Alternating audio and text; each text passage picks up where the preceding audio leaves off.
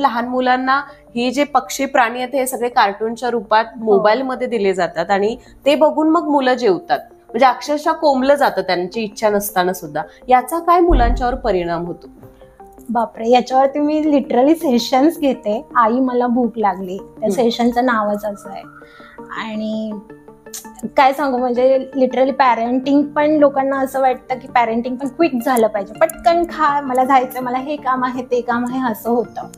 आणि भूक लागणेपासूनच एखादे पदार्थ खाणे ही इतकी नॅचरल गोष्ट आहे, तो आपला लाईफ फेलो आहे. ठीक आहे, तो फॉलो नॅचरली झाला पाहिजे. म्हणजे बाळाला कळलं पाहिजे तो ताटामध्ये काय जेवत आहे, त्याला त्याने टच केलं पाहिजे, त्याने तो रंग अनुभवला पाहिजे. ठीक आहे, त्याचे वेगळे वेगळे टेक्स्चर, चवी, त्याचा स्मेल हे समजलं पाहिजे. TV जेव्हा आपण दाखवतो किंवा मोबाईल दाखवतो त्यावेळेला बाळ आई जे देत आहे ते खात असतो. म्हणजे ती ट्रॅडिशनल फीडिंग जी असते ती आईचं सॅटिस्फॅक्शन होईपर्यंत होते. संपूर्ण व्हिडिओ पाहण्यासाठी स्मार्ट मराठी या YouTube चॅनेलला नक्की व्हिजिट करा.